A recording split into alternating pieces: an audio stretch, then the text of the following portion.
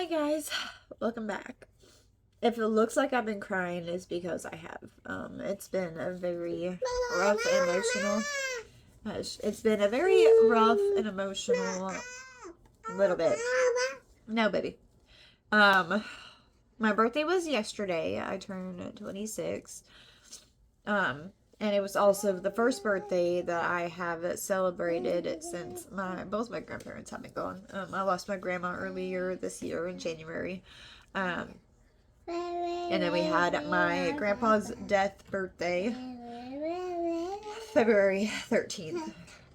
So it's been a year. It's been up and down. And there's just been a lot of stuff that's been happening that here, have some. Sorry, my kid is in here. There's no escape. Rub it together. They love my lotion. There you go. But anyways, and so with that being said, it's kind of taken a toll on my emotional health right now. So with that being said, we're going to read My Feelings Away. And if you're feeling emotional, like I am, or you need to take a break, this is yours. This is your okay. Take a break from all your work, all your everyday activities, and let's go find a really sad book to read and see if it helps us make us feel better. So, I will check back in. Okay, so this is already scratched up because I just dropped it. Surprise, surprise. This is an Amazon find. I bought it because I like to night read because I can't sleep sometimes. So, we got this. I will say though, like, I'll turn it on and show you what it looks like inside the book. I'm currently starting Forever and Ever by Lucy Score. But, like, whenever you put it in, it kind of, like, sends those waves. So you have to kind of, like, lift it up to be able to see. But you know what? It works until I can get one that clips to it. So I'm not mad about it. And I've tested it out in the dark. I didn't read last night, even though I could have probably. But kids were not working with me. So that book I've started, but I don't think it's going to be the sad book that I am needing right now. So give me a second and I will gather the books that I think might be it that we're going to.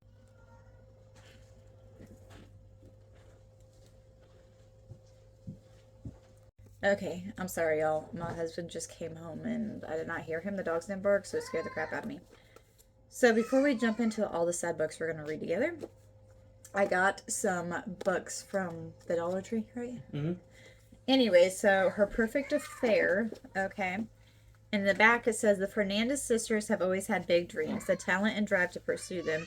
And in this sunny, spicy series, which is another reason I picked it up, I've been really loving series lately. Each one will discover that success is that much sweeter when love follows. Rose Fernandez doesn't act on impulse. She's a responsible one, planning her career with precision, finally landing a job as the librarian at the Conservative Queen of Peace Academy, confining her strongest emotions to her secret poetry journal. But she's been harboring a secret crush on dreamy Jeremy Taylor, and after one dance with him at her sister's wedding, Rosa longs to let loose for the first time. She deserves some fun after all, so what if she doesn't have a shot with Jeremy? Not with his wealthy pedigree and high profile lifestyle, but one dance leads to one kiss, and soon Rosa is head over heels. Okay. The adopted son of prominent Chicago lawyer Jeremy has a lot to live up to, especially with his birth father in prison. The perfect example of a bad example. With a big promotion and a move to Japan in the works, Jeremy is worlds away from settling down.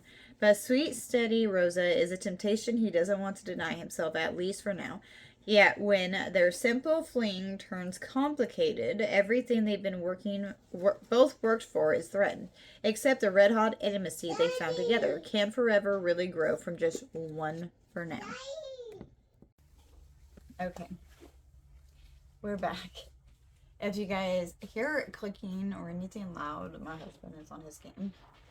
Anyways, I had to take a break for a little bit because I was crying and my head hurt.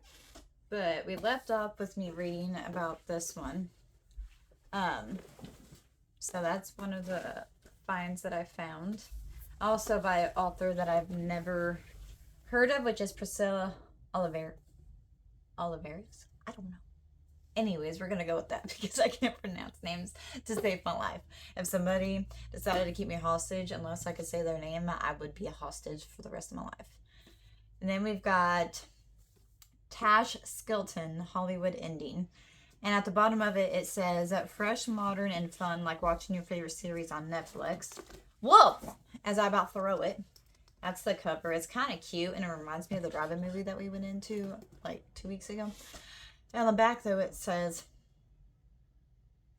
one perfect friendship abruptly canceled. All through college, Nina and Sebastian were sentence finishing secret sharing BFFs and absolute super fans of Castles of Rust and Bone. It was the kind of show and the kind of friendship that demands you're all in. From the plot twist, the unresolved sexual tension, the weekly coup d'etat, I don't know, and ultimately the heartbreak. At least until the big cliffhanger. But when Castle season finale turned into the unceremoniously axed show's awkward farewell, Nina and Sebastian's friendship ended just as suddenly and just as awkwardly, and Sebastian's longed for a chance to woo Nina into something more than friendship was written out of their story. In Hollywood, there is always a comeback. 5 years later, Nina and Sebastian are living their best lives in LA, and Castles is being rebooted. Nina is a social media coordinator for the streaming service that will air the show, and Sebastian is a PA for the production company. What could be more perfect? How about running into each other on set? Fingers crossed for a happy ending. Turns out even the most dedicated fans are due for a wake-up call when they get to peek behind the scenes. And suddenly Nina and Sebastian are remembering when they were super fans of each other instead. Will flipping the script from buddy comedy to real romance ruin everything, or deliver the happily ever after they both crave? So again, Dollar Tree. You have to dig sometimes with a Dollar Tree, but they're not bad. And then I found Remembrance. Voodoo Kept Her Safe, Now It May Destroy Her, a novel by Rita Woods, another author that I've never heard of. But after finishing The Light to My Path, which was an audiobook on Audible, it was really good, and it was based on whenever they were trying to free all the slaves in that war and everything. Then I've always been interested in that era and like everything to do with it. Like whenever I was homeschooled, we did a school, like a homeschool convention thing, and I picked to be Harriet Tubman. So like I learned about the Underground Railroad and all of that, and it was really fun. And like I even like went and got black paint. I painted my skin. I dressed up. I did like old rags, like, and she had a limp and stuff from like being hurt when she tried running away one time or whatever. And so I was limping around, like I really got into it, and I've always been fascinated with history, especially around those timelines. And so at the back of this, I saw it, and I just saw like the woman, and then in the background I saw the shed. So it kind of made me intrigued because I was like, okay, that looks like along the lines of A Light to My Path, which is what I'm into. I'm gonna lean back. But it says Remembrance, a place of sanctuary, of freedom, and perhaps magic, if you can make it there. Now 3 women separated by time and oceans, but alike in desperation seek its refuge. 1971, Haiti. The island is on the brink of revolution, and Abigail is forced to flee with her mistress, leaving her children behind. 1857, New Orleans. Promised her freedom on 18th birthday, Margaret is sold away just days before to settle her master's debt. And present-day Cleveland. Gail struggles to rebuild her life in America after losing nearly everything in a devastating earthquake. With no other place to turn, the rumor of ancient magic calls to Gail, Abigail, and Margaret from across the centuries. Built on voodoo and protected by secrecy, Remembrance just maybe their last hope on the road to freedom. So I will say the magic part, I'm not into like voodoo and magic and stuff like that, especially with reading, and like anywhere else I don't do none of that. But I'm going to try it anyways, just because I do like the way the book, like the way the women are living and the things that are going on in their life and stuff. It's like really perfect for me, especially right now. So I feel like I'm going to really like this book. So I picked that one up. Another one that is based, a novel of the 1930s, is by Jennifer. I'm not even going to try to butcher that, but that's the last name. The Woman's March, a novel of the 1913 women's suffrage procession. And again, I love history, and it's also a hardcover. That kind of hurt. So I'm really excited to get into this, and I honestly have been fighting to pick it up because I really want to, but I also have so many other books I need to read. But the inside says 25-year-old Alice Paul returns to her native New Jersey after years on the front lines of the suffrage movement in Great Britain. Weakened from imprisonment and hunger strikes, she is determined to invigorate Americans' stagnant suffrage movement. 9 states have already granted women voting rights, but only a constitutional amendment will secure the vote for all. Says to inspire support, Alice organizes a magnificent procession down by Pennsylvania Avenue in Washington, D.C. The day before the inauguration of President-elect Woodrow Wilson, a firm anti-suffragist. Joining the march is New Yorker Maud Malone, librarian and advocate for workers' rights. The daughter of Irish immigrants, Maud has acquired a reputation, a criminal record, for interrupting politicians' speeches with pointing questions they'd rather ignore. With them is journalist Ida B. Wells Barnett, who resolves that women of color must also be included in the march and the vote. Born into slavery in Mississippi, Ida worries that white suffragists may exclude black women. On March 3rd, 1913, the glorious march commences, but vast crowds of belligerent men block the parade route, during shouting threats, assaulting the marchers. Will this endanger not only the success of the demonstration, but the women's very lives? Inspired by actual events, the Women's March offers a fascinating account of a crucial but little remembered moment in American history, a turning point in the struggles for women's freedom. So, I'm excited about that one. It's right up my alley for history and all of that. Like, I've just always had a soft heart. If you guys ever read or watched Dear America, then you guys would probably understand. I was obsessed with those books, and I still do. Like, I want to collect them all because I want my kids to read them. Let's just be honest, you're obsessed with a lot of books. Shut up. But they were really good. And then I found another one. Hang on. But really, it just got me because of her sunglasses and then the flowers in the back. Like, it's so gorgeous. I don't even know if I'm seeing one. I am mad. No, you probably aren't. You have to move where you can see yourself.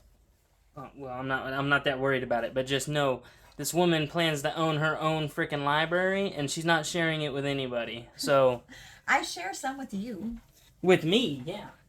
But we're never going to open a library because you're going to be too worried about people taking off with your books. Just be honest. I would, but like... Let's be honest. No, you wouldn't. I would just open like a little coffee shop too, so everyone can stay there and read with me. But my books are precious, okay? They make me happy, and I love them. And so, like, once I read them, they're a part of me. And unless I really just don't like the book or I can't finish it, I don't get rid of it. So... I don't think you're ever going to get rid of it. Anyways, actually, I have it back for the free little libraries that we have yet to do. Well, I heard it in a love song, but honestly, just the cover, I grabbed all of these based on the cover. I didn't read the backs of them, so we're reading them together right now. So I hope you feel privileged. It says, from the Tracy Garvis Graves, the best-selling author of The Girl He Used to Know, comes a love song of a story about starting over and second chances. Oh, sounds like about my life. Love doesn't always wait until you're ready. Layla Hilding is 35 and recently divorced. Struggling to break free of the past, her glory days as a lead singer in a band and a 10-year marriage to a man who never put her first, Layla's newfound independence feels a lot like loneliness. Then there's Josh, the single dad whose daughter attends the elementary school where Layla teaches music.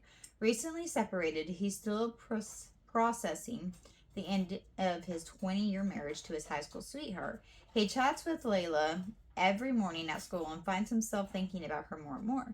Equally cautious and confused about dating in a world that favors apps over meeting organically, Layla and Josh decide to be friends with the potential for something more. Sounds sensible and way too simple. But when two people are on the rebound, is it heartbreak or happiness? That's a love song away. I'm excited about that one. That's gonna be a really big tie between reading this one and the Women's March 1st. Well, all the books. I got really good books for $1.25. I feel like I hit the jackpot with some of these. And that was like my mini birthday haul. Because I wasn't able to go anywhere else. But that's okay. So, back to the reading the sad books. So, a little backstory on why I'm having such a hard time is simply because, like, we lost my grandma in January, only a couple weeks before my papa's death date, birthday thing that we do. And she was gone not even 3 weeks, and then it came his. And it was like really sad because if I remember correctly, she died on the 17th of January and he died February 13th. So like it was really close together, which it was over a decade between them passing. But like I was able to always celebrate and enjoy my birthday with my nanny, and she always made it special. And growing up, my sperm donor never really cared about our birthdays, and we were always like too broke to really have anything done, and he didn't care about my birthday. My mom did try when she could, but my birthday was just never something special. And so I just honestly grew to hate it because even if we tried doing something, then it was just made to feel like my birthday was a burden. So every year we would travel down to Oregon and be with my nanny and my papa, and they always made it a very special thing. And even if they didn't have a lot of money, like my nanny would always make my favorite foods. She always made my favorite desserts. And then we also had the town that they lived in, then they would have the blackberry jam. And so we would have our parade, and then afterwards, the whole weekend that we were there and it was there, we would just go throughout the day, throughout the weekend, and just walk around, see things and everything. And my papa would always have my nanny go get some money, and if I wanted something there, then he told her to buy it. And also, I was super, super close to my papa. I was close to my nanny, but I was definitely a papa's girl. And so if I got anything, we would go back to the house, and I'd always wait until he was around, and I would show him, like I would open it, and so everyone could see, especially my papa. So like my birthday has always been something that they made special. My mom always did try, but we never really had the money, even after we got granted VPO and like relocation, and they separated and everything. My birthday just never really was great, and so I just grew to hate it. And not until the recent years was even slight stuff done. And so this year was the first birthday of not having either one of them, and I'm not really on talking terms with my family. I have a brother that lives with me, but he left last night, which was my birthday, because they were going to go pick up his girlfriend from another state. And he was going with my sister, and me and my sister don't have communication. So this month in itself is really hard because of some of my huge trauma that happened years ago. It still affects me.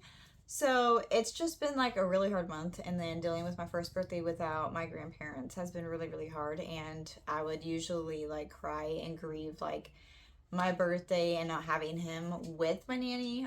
But she's gone, so I don't have her to talk to, and I don't have her to talk about anything with.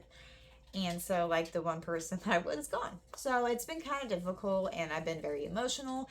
Not to mention that Mother Nature decided to be late and come the day before my birthday. So we were great.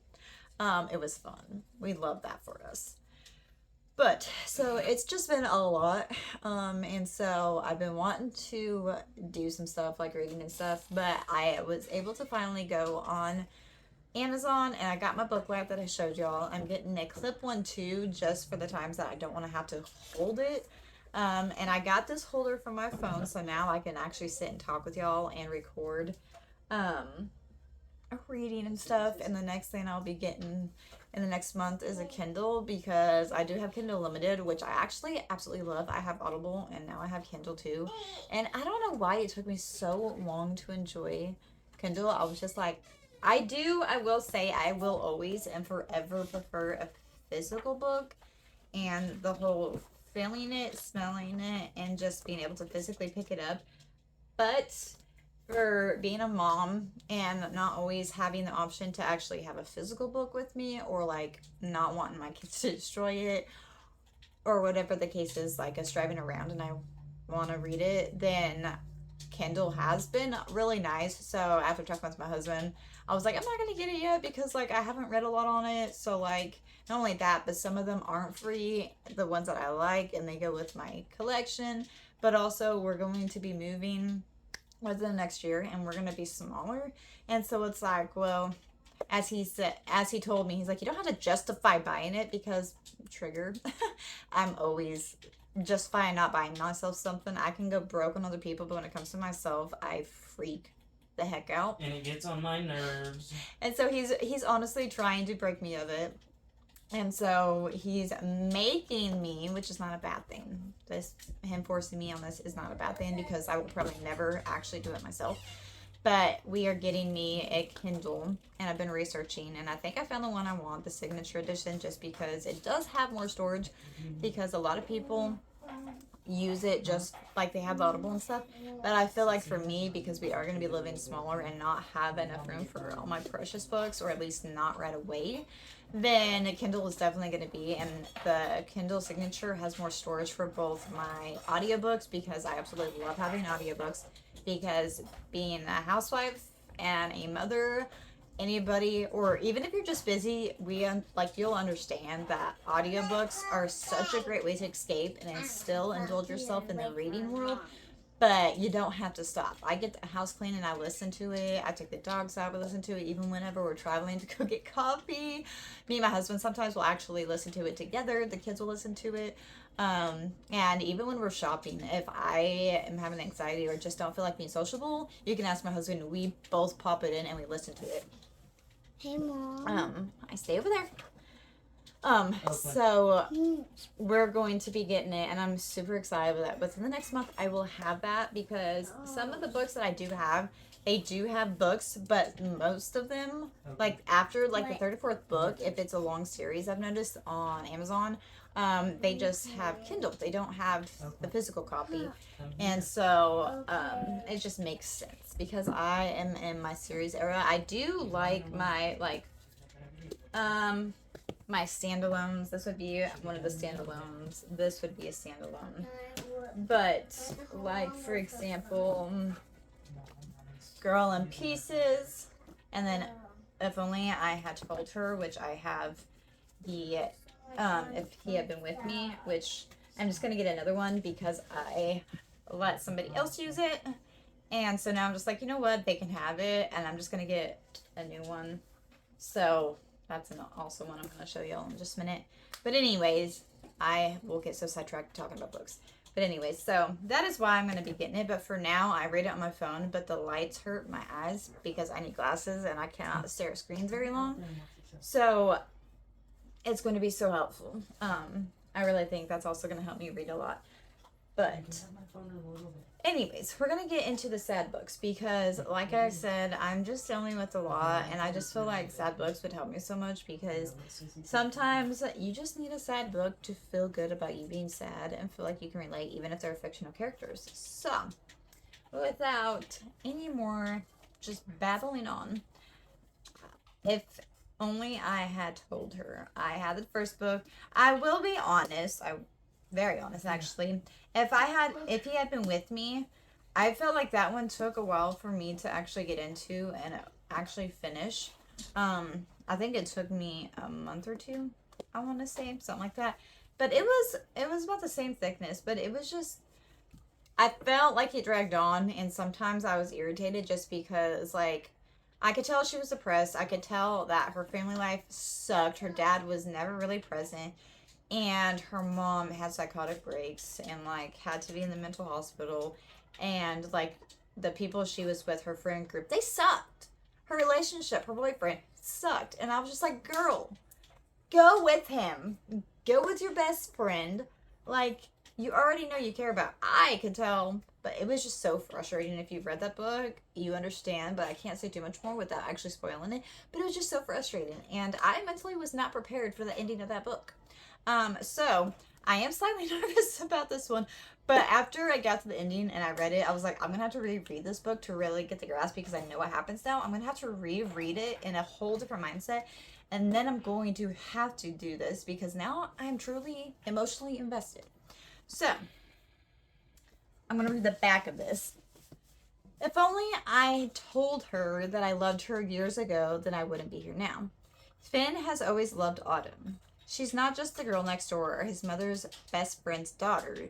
She is his everything. But she's not his girlfriend. That's Sylvie, and Finn would never hurt her, so there's no way Autumn could know how he truly feels. Jack, Finn's best friend, isn't so sure. He's seen Finn and Autumn together. How could she not know?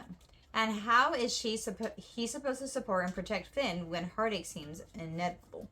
Autumn surrounds herself with books and wants to write her own destiny. But one doesn't always get a new chapter, and a fate can be cruel to those in love. Told through 3 different perspectives, If Only I Had Told Her is a love story brimming with truth, tragedy, and the unexpected bonds that heal us. So I feel like this one could definitely be right up the alley, and I've been dying to read it because I need this point of view. Like, I'm dying for this point of view. So that is number 1 on my list for sad books that we could read. The Shack. I've watched a little bit of the movie, I'm not gonna lie, but not enough to really understand what was going on. So, after reading the back of this, it's just about... It says Mackenzie Allen Phillips' youngest daughter, Missy, has been abducted during a family vacation, and evidence that she may have been brutally murdered is found in an abandoned shack deep in the Oregon wilderness. 4 years later, in the midst of his great sadness, Mac receives a suspicious note, apparently from God, inviting him back to that shack for a weekend. Against his better judgment, he arrives at the shack on a wintry afternoon and walks back into his darkest nightmares. What he finds there will change Mac's world forever. In a world where religion seems to grow increasingly irrelevant, the shack wrestles with a timeless question: where is God in a world so filled with unspeakable pain? The answers Mac gets will astound you and perhaps transform you as much as they did him. You'll want everyone you know to read this book. So that is a second contestant just because I feel like I could benefit from it. Not only that, but maybe once I read it, I can actually be invested in watching the movie and actually getting the full picture of everything. So that's second. And then I have this one. This was a Dollar Tree find. Stars Over Clear Lake, a novel by Loretta Ellsworth. A mesmerizing and romantic Stars Over the Lake transports readers to the surf ballroom where musical acts become legends and where a decisive moment became one woman's darkest secret. This is... Oh my goodness. Hold on, y'all. Okay. Kids are distracted. But I'm pretty sure... Yeah. It's set during the 1940s. So, the back of it says, Lorraine Kindred's most cherished memories are the surf ballroom, the place where youth lost themselves to the brassy sounds and magnetic energy of Big Bang Swing, where boys spent their last nights before shipping off to war, and where Lorraine herself was swept away by a star-crossed romance. Returning to the ballroom for the first time in decades, Lorraine enters a dazzling world she thought long vanished. But as a sparkling past comes to life, so does the fateful encounter that forced her to choose between her heart and her duty all these years ago. And Lorraine must face the secret she's buried ever since. Along the way, she'll rediscover herself, her passion, and her capacity for resilience. Set during the 1940s in the recent past and inspired by the real ballroom, Loretta Ellsworth's Star Over Clear Lake is a moving story of forbidden love, lost love, everlasting, and self-love. So again, that could be a really good one. I don't know how high on the contender it is yet, so we'll see. I also got this one at, I need to figure out, I think if I put essential oils on this, it'll come off. But I really hate stickers and price tags being on books because it's like it ruins the cover. But if you take it off, it's going to tear it. Daddy, I wonder. So I've got, I have to read the second. Jill Sheldon, Almost Just Friends, a novel. It says, Piper Manning's about as tough as they come. She's had to be. She raised her siblings and they finally flown the coop. All she has to do is finish fixing up the lake house her grandparents left her and sell it, and then she's free. When a massive storm hits, Piper runs into a tall, dark, and brooding stranger, Camden Hayes. There's a spark there, one that shocks her. Surprising her further, her sister and brother return, each of them keeping their own secrets. The smart move would be more to ignore them all, but Cam unleashes emotions deep inside Piper that she can't deny, making her yearn for something she doesn't understand, and her siblings, well, they need her. But when those secrets come out, they change everything Piper thinks she knows about her family, herself, and Cam. Can she find a way to outrun their demons? The answer is closer than she thinks, just as the new life she craves may have already begun. So, this one is weirdly small, but I really like it. And I really just like the fact that the lady was in the boat with her dog.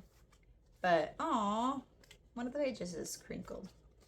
I don't know. That one sounds like it could be good because I feel like that's also relating. So we're going to put it in the third contender without going through the other books. Cecilia Ahern. I think. Ahern? I don't know. But it's the postscript, a novel. It says, 7 years after her husband's death, 6 since she read his final letter, Holly Kennedy has moved on with her life.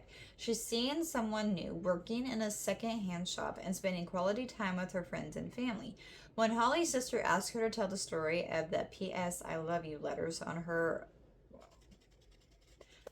bargaining podcast, Holly agrees, but she does so reluctantly, knowing it will be difficult to revisit the message Gary wrote to her before his passing. After the episode airs, strangers begin reaching out to Holly. They all have different stories, but one thing in common. They'd like Holly to help them set up their own goodbyes for their loved ones. Suddenly, Holly finds herself drawn back into a world she's worked tirelessly to move on from, but one that leads her on another remarkable life-affirming journey. Laced with Ahern's trademark blend of romance, humor, and bittersweet life lessons, Postscript is a moving and deeply satisfying novel about the lasting, revolutionizing effect of love. That was also always fine. So I'm going to put that to the second one. So we've got these 3 for the contenders, the top ones. And then these 2 for the, I don't know where they go right now. And then we've got Where the Heart Is. I've had this one for years now. And I finished it to a point, but never or got to a certain point, but never finished it. But what I remember of it was really good. So it says, talk about unlucky sevens. An hour ago, 17-year-old, 7 months pregnant, Novely Nation was heading for California with her boyfriend. Now she finds herself stranded at a Walmart in Sequoia, Oklahoma, and was with just $7.77 in change. But Novely is about to discover hidden treasures in this small southwest town, a group of down-to-earth, deeply caring people willing to help a homeless, jobless girl living secretly in a Walmart. From Bible-thumping, blue-haired sister Thelma, husband to eccentric librarian Forney Hull, who loves Novely more than she loves herself, they are about to take her and you onto a moving, funny, and forgettable journey. I feel like that one would be really good. I don't know. That's going to become the second pile. I don't know yet. I picked this one up, and when I went to check out, the lady at the register at Walmart had torn it. So I taped it with double-sided tape, and so far it's holding somewhat. But I don't know anything about this. I just know that it's part of a series, which is one of the main reasons I grabbed it. But it is by Kathleen Glasgow? Yeah, that's what we're going with. The best-selling author of How to Make Friends with the Dark. So, the back says, you can stop the girls who have it easy, and then there is me. Oh, you can spot, not a spot. Stop. We're asleep.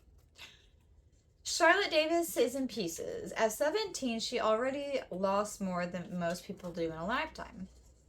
but she's learned how to forget. The broken glass washes away the sorrow until there is nothing but calm. You don't have to think about your father in the river, your best friend who is gone forever, or your mother who has nothing left to give you. Every new scar hardens Charlie's heart just a little more, yet it still hurts so much. It hurts enough to not care anymore, which is sometimes what has to happen before you can find your way back from the edge. That one might just be number 1 now, because I feel like that one is going to be emotionally affecting on me right now. But at the same time, I feel like this would be a really good, relatable book for me. So that's going to bump up on the contender list. So we'll do If I Had Told Her and then Girl in Pieces. And then these two will stay like this for now. So this is what we're working with. Okay, we've got our last 3 books right here. This was an Ollie's pick. And then we had one that I got from the thrift store, I do believe, or it was given to me. But Nicholas Sparks, because I will forever have a soft heart for Nicholas Sparks, the best of me. I have watched this movie, but I've not watched it all the way through. And again, I want to read the book before I watch it again, like all the way through. But I know it's really good. And it says, look for Nicholas Sparks' new novel, The Return. Oh, nothing special. Is that a sticker? I don't know. That was made in the book. Well, that sucks. Anyways, The Best of Me.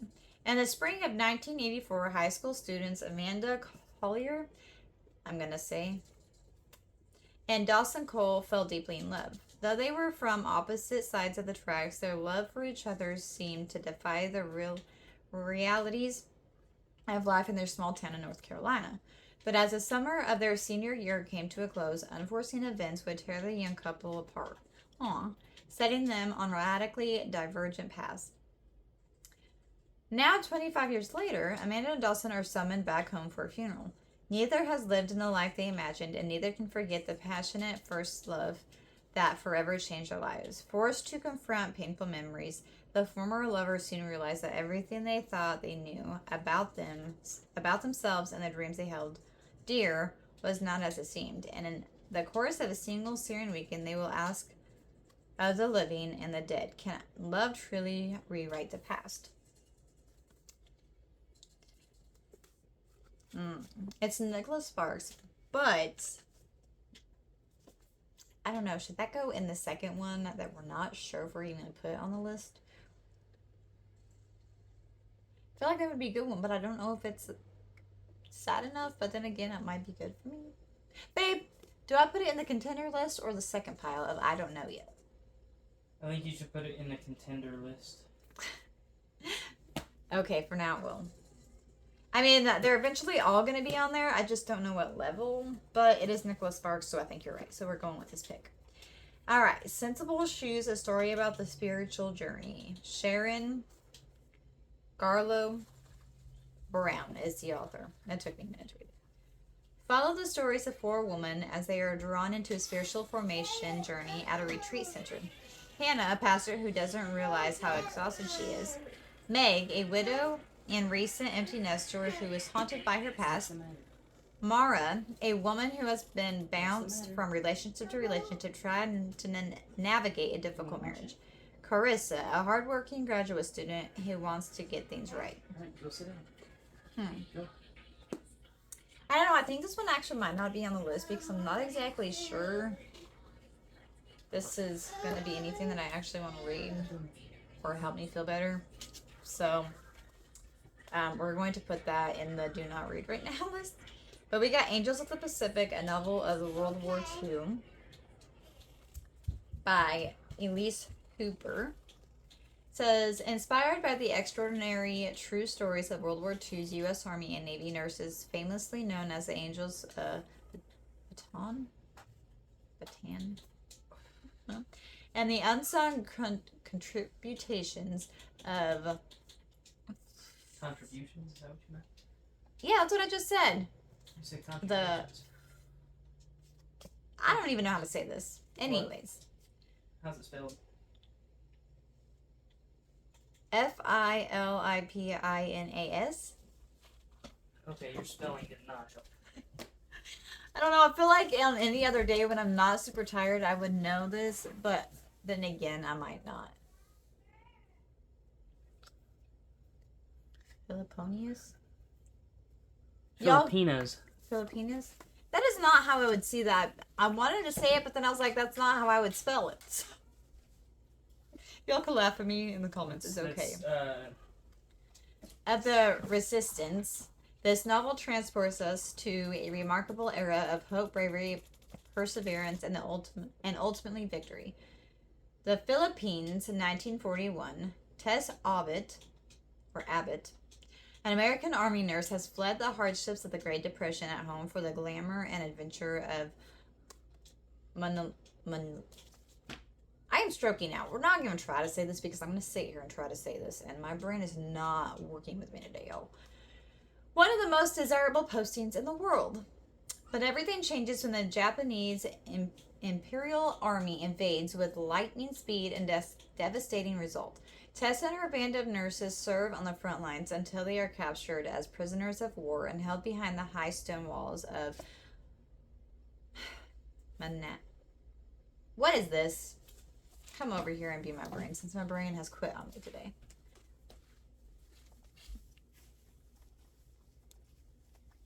Which word? This one that I'm pointing at.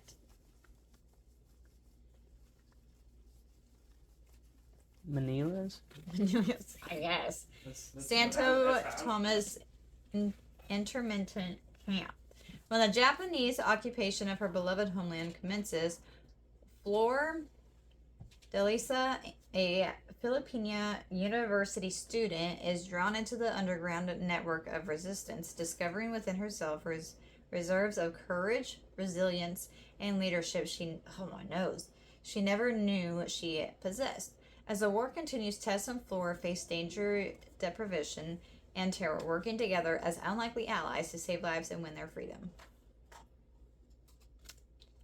A native New Englander, Elise Hooper spent several years writing for television and online news outlets before getting an MA and teaching high school literature and history. She now lives in Seattle with her husband and 2 daughters. Her previous novels include The Other Alcott, Learning to See, and Fast Girls.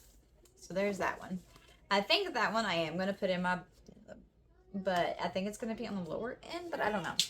So far right now, we've got If I Had Told Her, number 1. The second book we're going to read is Girl in Pieces. And then we're going to layer it with Angels of the Pacific. We're just going to do that one because I really want to read it. And then we're going to do The Shack. I'm going to have to hold these like this now. Actually, you know what? We'll just like this. And then we'll do Almost Friends, or Almost Just Friends. Okay. And then Nicholas Sparks. You know what? We're going to do it this way. Y'all just bear with me, because these were a lot of books. I did not, when I was going through, I had to rearrange until I can get me a bookmark, or not bookmark. I do need those. Bookcase. And so right now, everything's kind of everywhere. And so I was having to tiptoe and go in my closet and find these.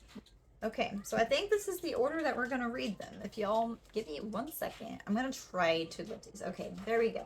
There's our sad reading and our emotions reading list. So, to go over it, number 1 is If I Had Told Her, Girl in Pieces, Girl in Pieces, Angels of the Pacific, Almost Just Friends, The Shack, The Best of Me, Where the Heart Is, Stars Over the Clear Lake, and Postscript. So that's our reading list. And now I'm going to do this without dropping them. Anyways, I hope you guys enjoyed this video. Leave a comment down below to let me know what books you would have read first, and if you would have put any of the new books I did on this list, or what's your favorite sad book. I can definitely go with recommendations, whether it's audiobook, Kindle, or physical book that I can buy. If you guys have recommendations for sad books right now, I would appreciate it. And if you made it this far, thank you. And if not, that's okay. I was all over the place and this was pretty long. Anyways, I will update y'all as I'm reading them. We'll probably start tomorrow. And we'll definitely do stuff over the weekend because me and my husband are taking our foster dog back to the rescue on Friday. And we have to drive a total of almost 9 hours in one day from going there and back. So there will definitely be videos and I will definitely update y'all as I read them to give you my thoughts and if they were the right books or if I had to switch them out with something else. But for now, that's it. And then I'm going to go relax and start one of these books. Well, start my number list. But yeah, that is it for now. Me and my husband are probably going to go get coffee because I really need coffee. And then I'm just going to read a book and be in my feels because that's what I really need. Anyways, you guys have a good day and thanks for watching.